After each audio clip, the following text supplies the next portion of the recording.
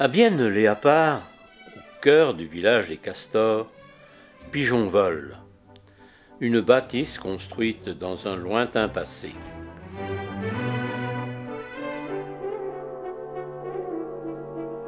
À l'intérieur des dépendances, quand chantent les hirondelles, l'étable s'est transformée en écurie. C'est la demeure de Hugh Again, un pur sang gris de souche irlandaise.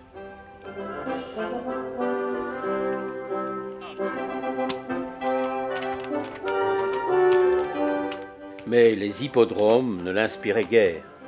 Il préféra s'exhiber dans les triomphes de Binche ou aux fêtes de Marimont. Il y fut même cheval de tête. Dans les concours de dressage, il tira souvent son épingle du jeu, jusqu'à l'âge de 19 ans, quand on décida de le mettre au repos. Du moins, prétendait-on. Peu lui importait, le gîte de Bienne suffisait seul à son bonheur. Aucune promiscuité, de l'espace, une litière chaque jour renouvelée, et surtout une nourriture abondante.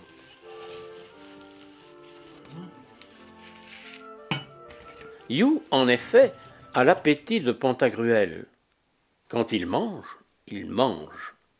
Le contentement de manger provoque même sur lui des effets pour le moins inattendus. Sa délectation quotidienne, les carottes qui le rafraîchissent, et, soit dit entre nous, le calme quand il se montre trop impétueux. Ah, j'oubliais. Hugh a une voisine dans l'écurie d'à côté. Gardiane, une jolie camarguaise mêlée de sang arabe.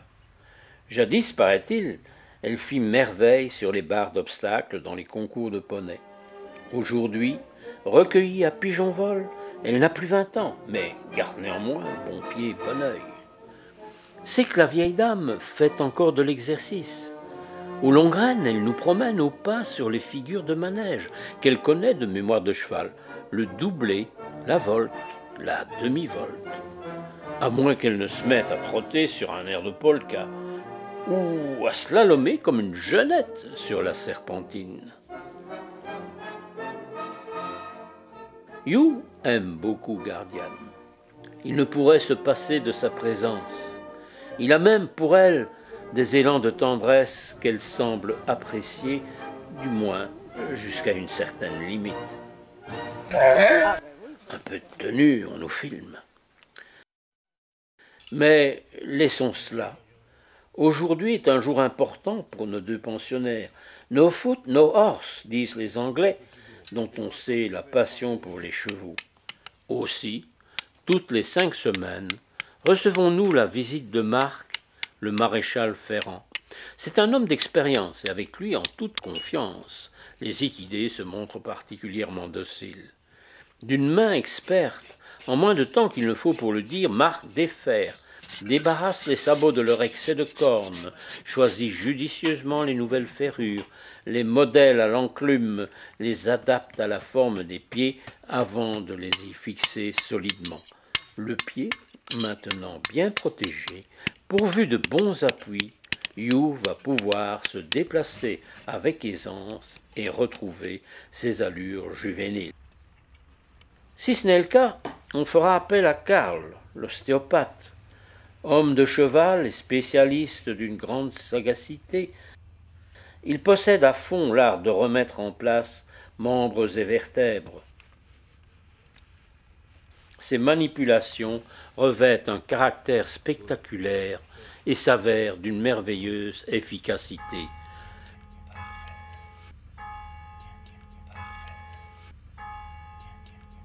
Mais il nous faut aussi être propre et beau. Ici intervient le pansage. Alors on étrie, on bouchonne, on lave, on savonne, on rince et on peigne, on cure et on graisse. Ces soins achevés, Hugh sera prêt pour l'exercice, car à pigeon vol, même à la retraite, il ne saurait être question de dolce far niente.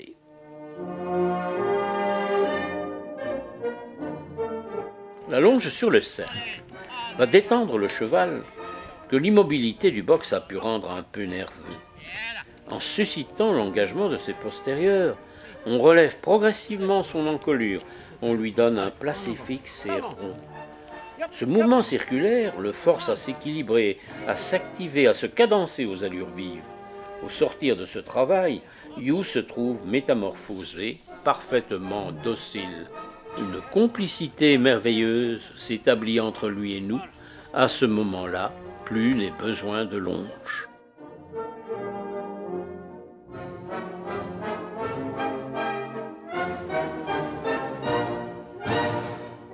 Le cheval est prêt maintenant à recevoir la selle et le cavalier, en l'occurrence Laurent, dont le talent est reconnu tant à l'obstacle qu'en dressage.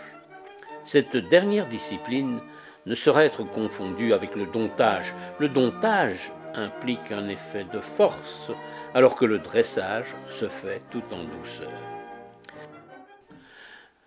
Notre vieux compagnon aurait-il la nostalgie des concours? Un matin de septembre, à notre étonnement, il se soumet docilement aux contraintes du toilettage. Il convie Laurent à filer sa plus belle tenue. Et voilà nos compères, partis pour une cure, une reprise en musique improvisée. En plein cœur du village des Castors, c'est inédit, surréaliste même. Mais rassurez-vous, ici, point de pression, tout au plus une petite démonstration de savoir-faire équestre, uniquement pour le fun et la beauté du geste. Vous l'aurez compris, en dressage, la visée esthétique est essentielle. Cette discipline sportive est donc aussi un art de l'éphémère sans doute, mais que la magie de la caméra permet aujourd'hui d'inscrire dans la durée.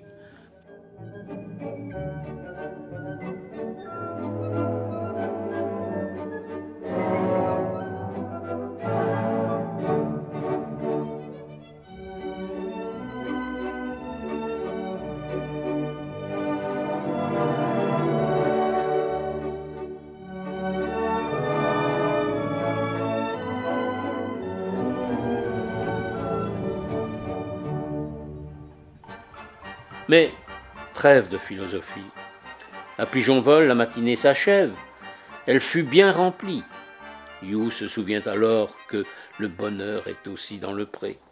Sans demander son reste, il y court au grand galop pour y folâtrer, y musarder jusqu'à la tombée de la nuit. Soyez-en convaincus, à l'âge de la retraite, nos vieux chevaux ont souvent encore beaucoup à nous dire, beaucoup à nous donner. Ils ont souvent encore le merveilleux pouvoir d'occuper et d'enchanter nos journées, et réciproquement par une sorte d'échange magique, les bons soins que nous leur apportons, l'attachement que nous leur témoignons, rendent plus beau le dernier décours de leur existence. C'est pour tous comme un avant-goût de paradis, mais non pas vraiment la retraite.